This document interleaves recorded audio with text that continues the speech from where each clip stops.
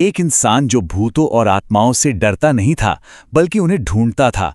नाम था गौरव तिवारी, इंडिया के सबसे जाने माने पैरानॉर्मल इन्वेस्टिगेटर। लेकिन 7 जुलाई 2016 को वही इंसान अपने ही घर में एक रहस्यमयी हालत में मृत पाया गया।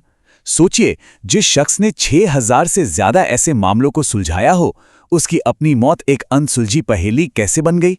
आज हम उनके उसी आखिरी केस की कहानी को परत दर परत समझेंगे। अपनी आखिरी इन्वेस्टिगेशन पर जाने से बस कुछ घंटे पहले गौरव ने अपनी टीम से ये चौंकाने वाली बात कही थी। मेरे अंदर एक नेगेटिव एनर्जी है जो बस मेरे हार मानने का इंतजार कर रही है। ये सिर्फ शब्द नहीं थे, ये एक तरह की वार्निंग थी जो इस पूरी कहानी को एक बहुत ही पर्सनल और डरावना मोड़ देती है। तो यही है इस कहानी का सबसे बड़ा सवाल। 7 जुलाई 2016 को इंडियन पैरानॉर्मल सोसाइटी के फाउंडर गौरव तिवारी अपने घर पर मृत पाए गए। सवाल सिर्फ ये नहीं था कि क्या हुआ, सवाल ये था कि क्यों हुआ। क्या यह डिप्रेशन और स्ट्रेस का एक दुखद अंत था, या फिर कुछ और था, कुछ ऐसा जो हमारी समझ से परे है। अब इस बात को समझना बहुत जरूरी है। गौरव कोई शौकिया तौर पर यह काम नहीं कर रहे थे। उन्होंने 6000 से भी ज्यादा पैरानॉर्मल मामलों की जांच की थी। 6000! सोचिए जरा, इतने अनुभव और विशेषज्ञता के बाद तो कोई भी अपने फील्ड का मास्टर बन जाएगा। और यही बात उनकी मौत को और भी ज्यादा कंफ्यूजिंग बना देती है। तो चलिए अब चलते हैं उस रात की तरफ, उस आखिरी केस की तरफ। कहानी शुरू होती है दिल्ली के जनकपुरी से आई एक फोन कॉल से। एक बिल्कुल आम सी कॉल, एक परेशान परिवार जिनकी बेटी के साथ कुछ बहुत अजीब हो रहा था। उन्हें क्या पता था कि ये कॉल गौरव तिवारी का आखिरी असाइनमेंट बनने वाली थी।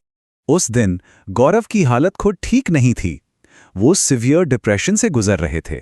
ऐसे में आमतौर पर उनकी टीम ही ऐसे केस हैंडल करती थी, पर इस बार कुछ अलग था। उस लड़की की हालत के बारे में सुनकर पता नहीं क्यों गौरव ने फैसला किया कि वो खुद जाएंगे। ये एक बहुत ही अजीब फैसला था। जैसे ही गौरव और उनकी टीम उस अपार्टमेंट बिल्डिंग पहुंची ना, माहौल में ही कुछ अजीब था। लड़की के चीखने की आवाजें बाहर सड़क तक आ रही थीं। एक अजीब सा तनाव था हवा में। और जैसे ही उन्होंने उस घर के अंदर कदम रखा, ऐसा लगा जैसे हम किसी दूसरी ही दुनिया में आ गए हों। देखिए, गौरव का काम करने का तरीका किसी ओझा या तांत्रिक जैसा बिल्कुल नहीं था। उनका एक प्रॉपर साइंटिफिक तरीका था। 4 स्टेप्स थे उनके। सबसे पहले वो किसी भी तरह की मनोवैज्ञानिक बीमारी की संभावना को खारिज करते थे। फिर ईएमएफ मीटर जैसे इक्विपमेंट लगाकर अजीबोगरीब हरकतों का पता लगाते थे। वो आत्मा से बात करने की कोशिश करते थे, पर कभी झाड़ फूंक नहीं करते थे। और फिर आता था उनका सबसे अनोखा और शायद सबसे खतरनाक कदम। वो उस शक्ति को घर छोड़कर अपने साथ चलने के लिए इनवाइट करते थे। अब यहां से चीजें बहुत अजीब होने लगती हैं। जैसे ही गौरव ने दरवाजे से अंदर कदम रखा, वो जो जोर जोर की चीखें आ रही थीं, वो अचानक बिल्कुल बंद हो गई। खामोशी। वो लड़की बस गौरव को घूर रही थी और मुस्कुरा रही थी। सोचिए, ये देखकर उसके पिता का क्या हाल हुआ होगा। एक्टिविटी का पहला सॉलिड सबूत मिला जब टीम ने अपने इक्विपमेंट सेट किए। लड़की के बेडरूम के दरवाजे के पास ईएमएफ मीटर पागल हो गए। रीडिंग एकदम से शूट कर गई। साफ इशारा था कि सारी एनर्जी उसी जगह पर फोकस थी। और फिर जब गौरव उस लड़की के कमरे में गए तो उसने गौरव की तरफ देखा और कहा, आ गया तू। ये कोई सवाल नहीं था, एक स्टेटमेंट था। ऐसा लगा जैसे वो जानती थी कि गौरव आने वाला है, जैसे वो उसका इंतजार कर रही थी। गौरव ने हमेशा की तरह शांति से पूछा, कौन हो तुम? मैं यहां शांति से आया हूं। जवाब सुनकर किसी के भी रोंगटे खड़े हो जाएं। उस लड़की ने कहा, इस घर की हर एक बला तुझे जानती है। लेकिन इस पूरी बातचीत का जो सबसे डरावना हिस्सा था वो ये था, गौरव को यह महसूस हुआ कि आवाज उस लड़की के मुंह से नहीं आ रही, आवाज ठीक उनके पीछे से आ रही थी।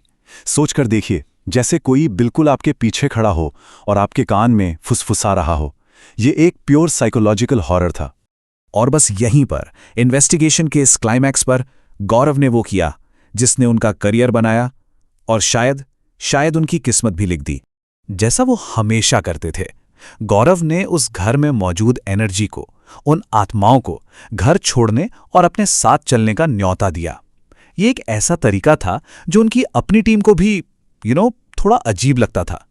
उनका सवाल हमेशा यही रहता था कि इतनी सारी नेगेटिव एनर्जीज को अपने साथ इकट्ठा करना, क्या ये सही है? इन्वेस्टिगेशन के बाद जब टीम घर लौट रही थी तो गाड़ी में मौत जैसा सन्नाटा था। गौरव, जो हमेशा अपनी टीम से बात करते थे, बिल्कुल चुप थे, परेशान लग रहे थे।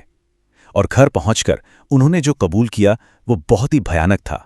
7 जुलाई की सुबह करीब 1:30 बजे जब उनकी पत्नी ने उनसे पूछा कि वो इतने परेशान क्यों हैं, तो गौरव ने बस एक लाइन कही, वो सारी बलाएं लौट आई हैं।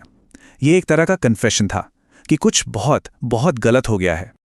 और इसके बाद सब कुछ बहुत तेजी से हुआ। 6 जुलाई की शाम जनकपुरी की इन्वेस्टिगेशन, 7 जुलाई सुबह 1:30 बजे घर लौटकर पत्नी को वार्निंग देना, सुबह अपने काम के ईमेल चेक करना और फिर सुबह करीब 11 बजे वो अपने ही घर के बाथरूम में मृत पाए गए। उनकी मौत एक ऐसी पहेली बन गई जिसका कोई सीधा जवाब नहीं था। 2 अलग-अलग थ्योरीज सामने आईं, एक जो इस दुनिया की बात करती है और दूसरी जो इस दुनिया से परे की। तो देखिए, एक तरफ थी लॉजिकल एक्सप्लेनेशन, पुलिस रिपोर्ट ने इसे सुसाइड बताया। वजह गंभीर डिप्रेशन, कुछ पारिवारिक मसले और काम का जबरदस्त स्ट्रेस। और फिर दूसरी तरफ थी पैरानॉर्मल एक्सप्लेनेशन, ये उनके परिवार और उन लोगों से आई जो उन पर यकीन करते थे। उनका मानना था कि या तो जनकपुरी का केस जरूरत से ज्यादा ताकतवर था या फिर वो नेगेटिव एनर्जी जिसके बारे में गौरव खुद बात कर रहे थे वो आखिरकार उन पर हावी हो गई थीं। तो आखिर में ये कहानी हमें एक बहुत ही गहरे सवाल पर लाकर छोड़ देती है। क्या ये गौरव का डिप्रेशन था जिसने उन्हें इस कगार पर पहुंचा दिया, या फिर जैसा कि कहते हैं कि जब आप अंधेरे में बहुत देर तक झांकते हैं तो अंधेरा भी पलटकर आप में झांकने लगता है। क्या गौरव तिवारी अपने ही काम का शिकार बन गए? ये एक ऐसा राज है जिसका जवाब शायद हमें कभी नहीं मिलेगा।